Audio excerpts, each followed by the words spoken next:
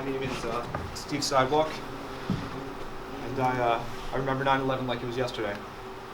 I was at my childhood home in Mahwah with my parents, and we heard it on the news. I just knew it wasn't an accident because a couple years prior there was a bombing attempt, so I knew, you know. And then that next Saturday, because it happened on a Thursday, the following Saturday I was back DJing again, and a lot of people told me I shouldn't do it, but it was important, you know. I had to, because I wanted to donate blood, but I couldn't, so it was really the only way I could help. So we threw the fundraiser, and all the proceeds went to the Red Cross. It was a really difficult time, especially since the club was on 6th Avenue and 17th Street, and you could see perfect view of where the towers should have been. The whole atmosphere was really somber, and it took a couple months before it really got back to normal. And I mean, the whole thing was horrible, but it really helped unify us as a country, and especially New York and New Jersey. But also, the whole thing was completely mishandled by Bush and Cheney. I mean, picking fights in places where we don't belong. America can't play peacemaker. Obama, he handled it the right way. Strategically and surgically. He didn't start a war when he killed bin Laden. But the whole thing was mishandled. But I also think it truly strengthened us. And I think we've truly overcome that day.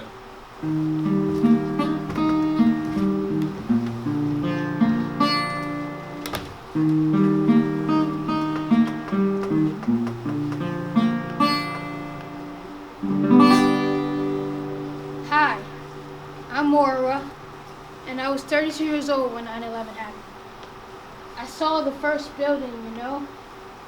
It was almost like it was ripped open. It was just a feeling that things were not going to be all right. People were like, look what happened to New York. We have to get revenge, you know? And definitely, Bush and Cheney assisted on turning it into an opportunity to draw support for war. Really, 2 wars, you know? First, we started bombing Afghanistan pretty much immediately as sort of a way to get people fired up for war. Well, I mean, after the big war in Iraq, there was a huge demonstration, very big. So it's not like people didn't oppose it. They did. We did. I just sort of remember an overwhelming feeling of resentment. 9/11 was a piece of a bigger picture, but things came to view in a new, painful way for me. I was very angry. I still am. Am I broken? Not as much as I could be. Life is a process. And I'm a late bloomer. A young soul in a middle-aged body. It's hard to heal when the country never did.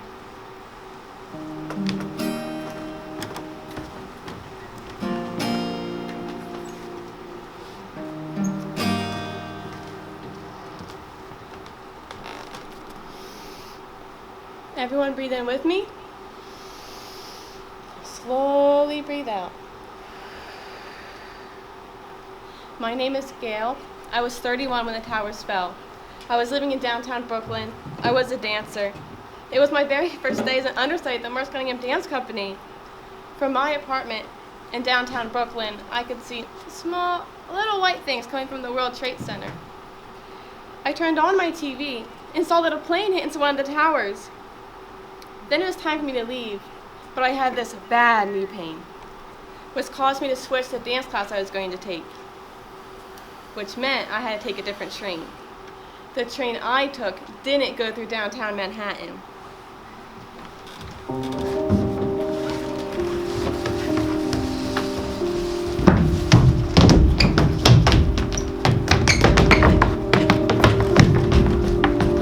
Dance releases the trauma of the body. I always felt like a hammer above my head was going to fall.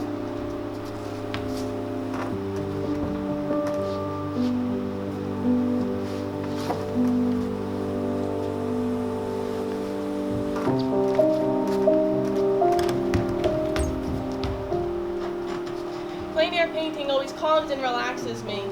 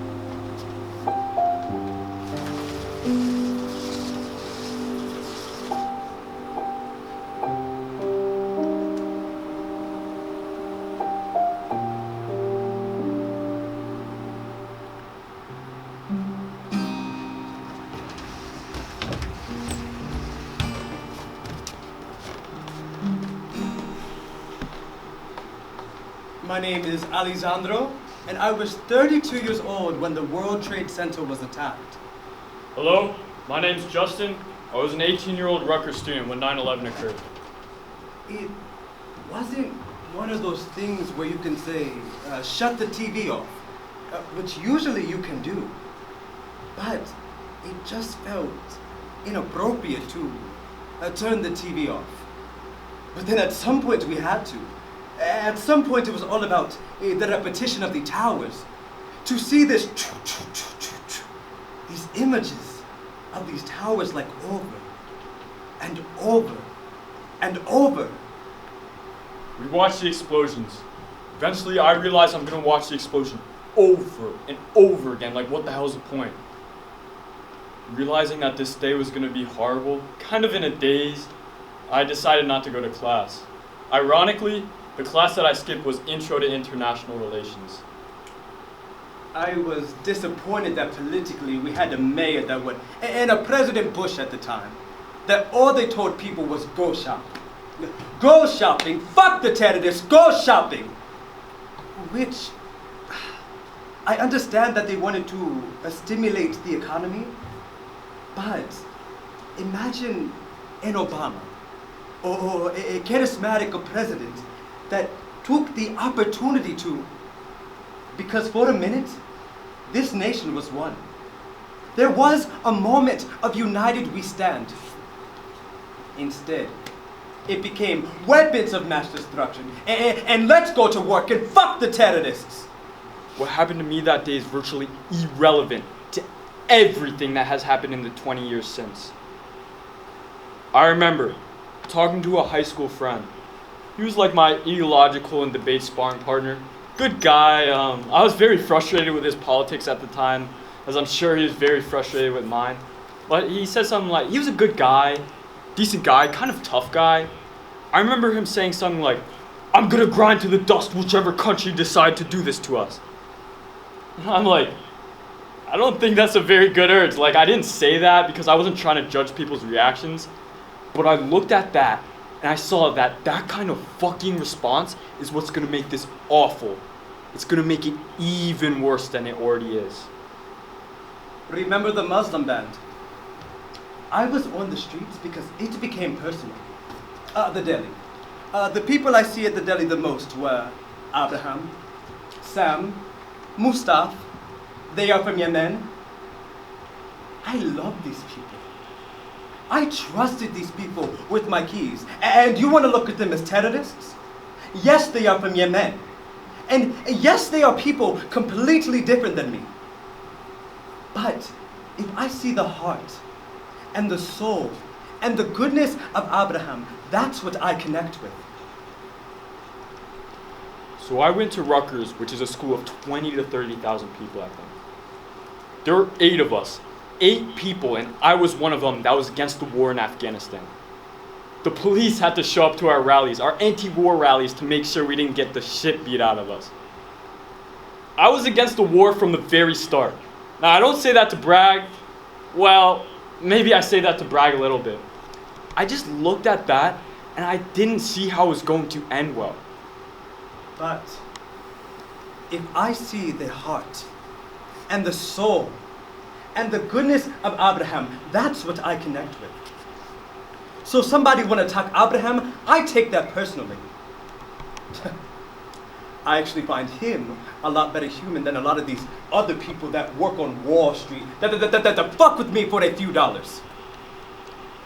During the Muslim ban, I spent 19 hours at JFK in the cold to make sure that these people got out of the airport. 19 hours I was there because I care. I'm no Muslim, but I don't have to be Muslim to know that that's immensely fucked up. By culture, this nation is based on have a good day now. And like, we're over here, emotions we are not going to share. Okay now, bye-bye. I come from Sicily. I'm like, what the fuck? If there's a fight, there's a fight. I'd gotten into a lot of fistfights when I was growing up.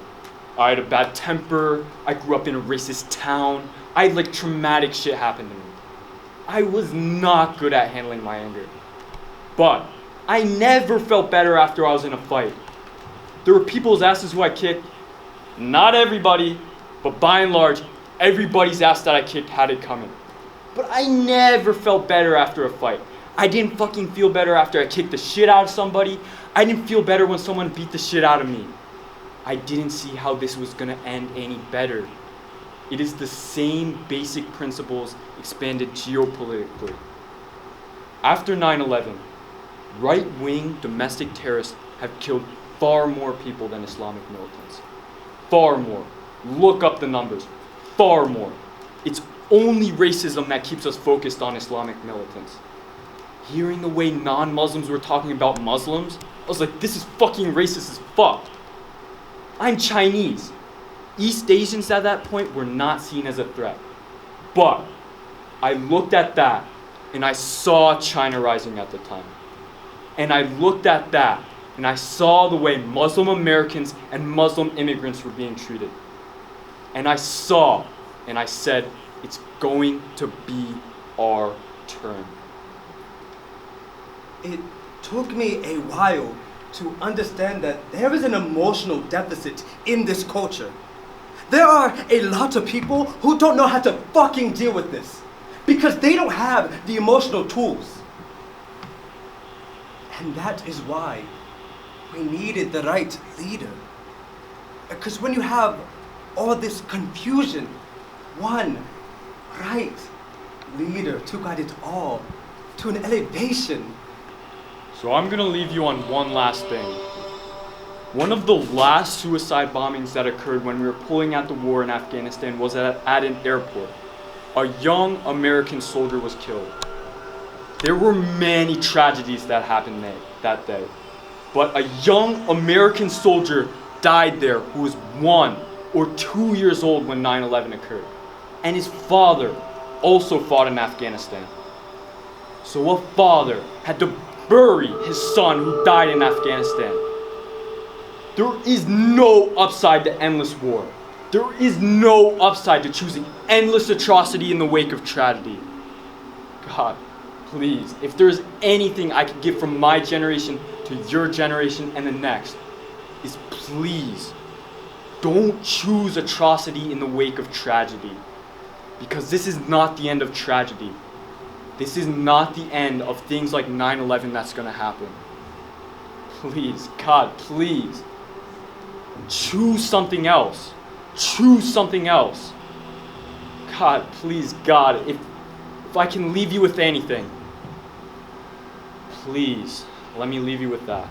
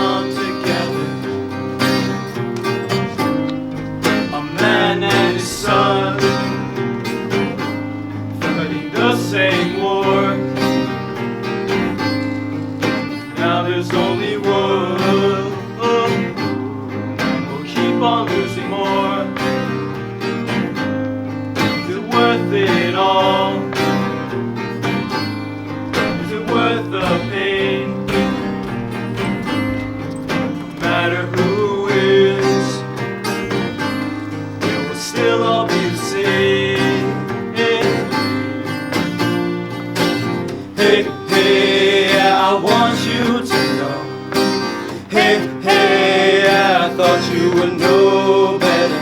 Hey, hey, I want you to know. Hey, hey, can we all just come together?